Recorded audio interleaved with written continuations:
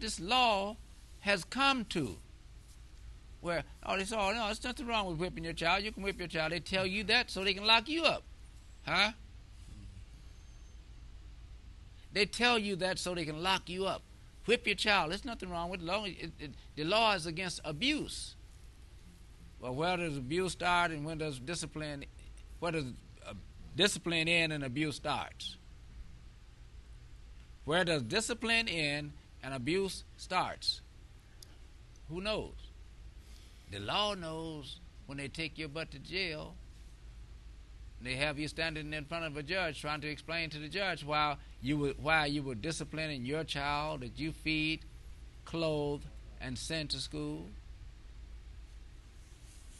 and spend a fourth of your paycheck on. You got to explain to somebody why you disciplined that child that you gave birth to.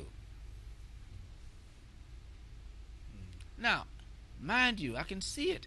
If the child was actually abused, I can see that. I can understand that.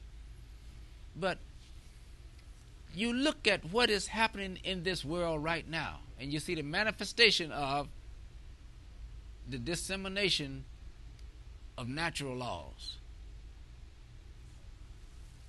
The dissemination of natural laws.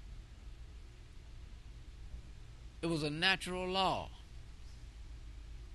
that a mother, a father, a parent had the ability and the responsibility to discipline their children.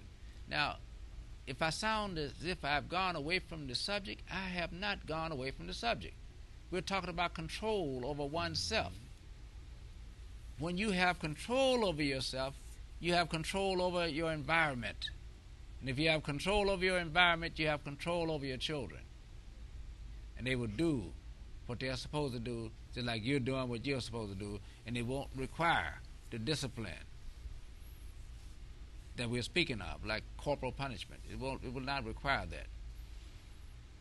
But when my offsprings were children, they got the wrath of WL across their butts. And I defied, once I did defy a principal telling me, you can't whip the child. Well, who can whip the child if I can't whip them? Well, you give me the permission and I can discipline. I can give them. We have the permission. This was a Christian school. We have the power to discipline. I say, give me my money back. I'm taking my child out right now. Tell me what I can't do to my child. But the point is knowing your power, because I did not have to take the child out of there, but I knew my power. I had him on his knees begging me to stay. And my point to him was he had undermined my authority not only in front of my child but in front of her whole classroom by telling me I had no authority to discipline. I was hitting her in the hand with a belt. No, you can't do that. Because she had done something in front of the whole class. I wanted her to be humiliated in front of the whole class. So when I told him this, he went outside, he begged and begged. I said, well, you got to straighten that out in that classroom, because the average child in there now will go and tell their mama that they don't have power to discipline them. So he went back and apologized. I didn't know this Mr. Lillard was her dad. I thought this was some other gentleman in here disciplining. Sure, your dad has a responsibility and has the power to whip you or discipline you whenever you want. I said, in fact, come up now. Let me complete this mission. And completed my mission in that classroom. And she never did that again. My second daughter did the same thing. I had to go to a public school and discipline her in front of class. So you can follow these laws if you want. But as you follow these laws, understand that you are just following the law. And you got to know how to get around that law. And you got to know how to deal with that law. Okay. Because some laws are unjust. It's an unjust law to have a red light or to have a photo camera tell you that you ran a red light. That's an unjust law. Well, Well, not if it can. I'm playing Devil's the other advocate, go side. ahead. Yes, not But if you can we generate. don't have devils in the yoga class. I know, but not if you can generate money, Revenue. revenue. This is what it's about. I mean, what you're talking about, our eating and whatnot. It's all about Revenue. generating money. They will say that they care about your health. They'll tell you that 100% orange juice, WL, 100%, and then you'll see from concentrate. From So concentrate. that Wait. what you're speaking about, that mind and taking control of that brain and your body, you begin to see life for what it is, that it's all about making money. And being a yogi, or even if you're not a yogi, if you can stay as close to nature as possible with natural foods, I mean, all these other things, you won't be following people to the hospital, to the emergency rooms, coming down with all these different diseases. But you know, I asked the audience also to internalize what I was saying about this one subject.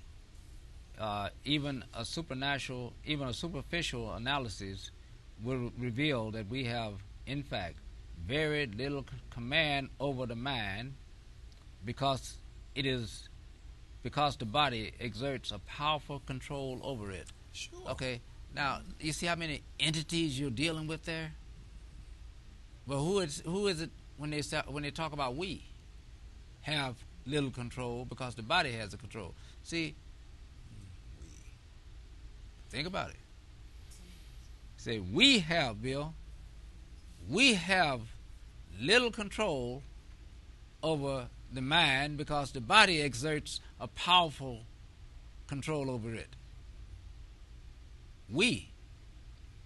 That's what I want you to think about. Yeah. Who are we? We'll be right back. I wanted to point that part out because I want you to know who you are, who that we part is. We have little control over the mind because the body exerts a powerful control over it. We are spirits expressing ourselves through these bodies, if the bodies will pay attention. When the spirit gets control of the minds, then it also controls the whole body.